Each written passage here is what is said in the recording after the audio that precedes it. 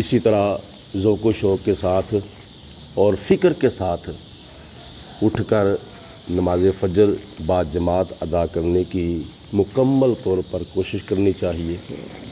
اور اپنے دوسرے احباب، بچوں کو اور ساتھیوں کو بھی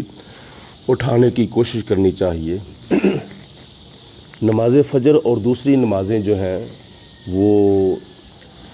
مکمل طور پر جماعت کے ساتھ ادا کرنے کا مطلب یہ ہے کہ یہ جو پہلی تکبیر ہے نا، تکبیر اولیٰ، امام کے ساتھ ادا کی جائے تو اس کا کتنا ثواب ہے، اس کے بارے میں ایک دو روایات سماعت فرما لیں۔ پہلے نمبر پر نبی پاک علیہ الصلوۃ والسلام نے ارشاد فرمایا کہ تکبیرۃ الاولیٰ خیر من الدنیا وما فیہا، جو نماز کی پہلی تکبیر جو ہے یہ دنیا سے بھی بہتر ہے اور جو کچھ دنیا میں ہے اس سے بھی بہتر ہے۔ یہ اعزاز صرف اور صرف اللہ تعالیٰ نے امت مصطفیٰ کو عطا فرمایا ہے۔ صرف پہلی تکبیر امام کے ساتھ ادا کرنا، اللہ اکبر، بس 1 2 یا 3 سیکنڈ کا صرف یہ معاملہ ہے، اللہ اکبر امام کے ساتھ ادا کرنا، اس کا اتنا ثواب ہے، اتنا ثواب ہے کہ تکبیرۃ الاولیٰ خیر من الدنیا وما فیہا، تکبیر اولیٰ پوری دنیا سے بہتر ہے اور جو کچھ دنیا کے اندر ہے وہ تمام نعمتوں سے یہ تکبیر اولیٰ بہتر ہے۔ تو پھر بہتری کی طرف ہمیں جانا چاہیے نا، کمتری کی طرف نہیں جانا چاہیے۔ بہتری کی طرف بندہ جائے تو اس کے اندر کامیابی ہوتی ہے، اللہ تعالیٰ اس میں عزت عطا فرماتا ہے، فائدہ عطا فرماتا ہے۔ دوسری روایت میں نبی کریم علیہ الصلوۃ والسلام کی حدیث پاک ہے کہ جناب علی المرتضیٰ رضی اللہ تعالیٰ عنہ ارشاد فرماتے ہیں کہ خدا مجھے اتنی ہمت اور مجھے اتنی توفیق عطا فرمائے اور اتنی طاقت دے کہ میں پوری دنیا کے کافروں کو واصل جہنم کر دوں، اور پھر مجھے اس کا ثواب بھی نہ ملے تو مجھے کوئی افسوس نہیں ہوگا، لیکن نماز کے ساتھ جماعت کے ساتھ تکبیر اولیٰ امام سے میری پیچھے رہ جائے گی تو مجھے اس ثواب کے ضائع ہونے کا ضرور بر ضرور افسوس ہوگا، اتنا ثواب ہے تکبیر اولیٰ کا۔ صحابہ کرام کے اندر اتنا ذوق و شوق تھا کہ اگر جماعت کا فوت ہونا یا نماز کا فوت ہونا، ایک ہوتا ہے کسی کی نماز فوت ہو جاتی ہے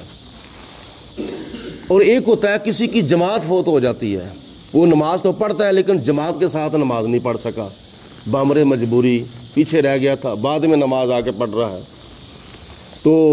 صحابہ کرام 3 چیزوں پر افسوس کرتے تھے ایک دوسرے کے ساتھ،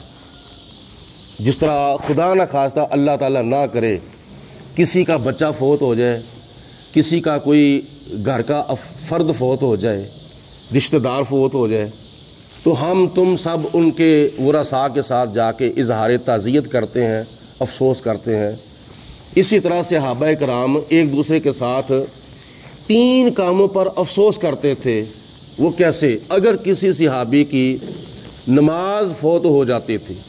تو دوسرے صحابی اس کے ساتھ جا کے افسوس کرتے تھے، تیری نماز فوت ہو گئی ہے، بڑا افسوس ہوا ہے۔ نمبر 2، اگر کوئی صحابی جماعت سے پیچھے رہ جاتا تھا، عموماً مغرب کے ٹائم، فجر کے ٹائم، عشاء کے ٹائم صحابہ کرام اپنے کاموں سے یا مزدوریوں سے، ڈیوٹیوں سے واپس آ جاتے تھے، ان میں سے اگر کسی کی جماعت فوت ہو جاتی تھی تو دوسرے صحابی جا کے اس کا پہلے نمبر پر پتہ لیتے تھے کہ تیری جماعت کیوں فوت ہوئی ہے، تو وہ کہتا تھا بامر مجبوری میں پیچھے رہ گیا ہوں، پھر دوسرے صحابی اس کے ساتھ افسوس کرتے تھے۔ تیسرے نمبر پر اگر کسی صحابی کی تکبیر اولیٰ بھی نبی پاک علیہ الصلوۃ والسلام سے پیچھے رہ جاتی تھی تو صحابہ کرام اس کے ساتھ تکبیر اولیٰ کے ثواب ضائع ہونے کا افسوس کرتے تھے۔ دیکھو نا، دنیا کے اندر کوئی نقصان کسی کا ہو جائے، دنیاوی طور پر کسی کا نقصان ہو جائے، کسی کا مکان گر جائے یا کسی کے پیسے چوری ہو جائیں یا کسی کے ساتھ ڈاکے کا معاملہ بن جائے یا کوئی بھی دنیاوی طور پر کوئی چیز کا نقصان ہو جائے تو ہم تم سب جا کے اس کے ساتھ افسوس کرتے ہیں، اس کو تسلی دیتے ہیں، کوئی بات نہیں، خیر اللہ تعالیٰ اور عطا فرما دے گا، اس کو جا کے حوصلہ دیتے ہیں۔ اسی طرح آخرت کا جب کوئی نقصان ہوتا تھا، صحابہ کرام میں سے کسی صحابی کا آخرت کا نقصان ہوتا تھا تو صحابہ کرام اس کے ساتھ جا کے افسوس کرتے تھے۔ نماز کیا ہے؟ یہ آخرت کا ایک ذخیرہ ہے، آخرت کا فائدہ ہے، اور یہ فائدہ ضائع ہو جائے افسوس ہوتا تھا صحابہ کرام کو۔ یا جماعت کے ساتھ نماز پڑھنا کتنا ثواب ہے، حضور علیہ الصلوۃ والسلام نے فرمایا کہ جو بندہ جماعت کے ساتھ نماز عطا کرے اللہ اس کو 27 نمازوں کا ثواب عطا فرماتا ہے۔ تو یہ آخرت کا فائدہ ہے نا، اگر یہ فائدہ ضائع ہو جائے تو صحابہ کرام افسوس کرتے تھے۔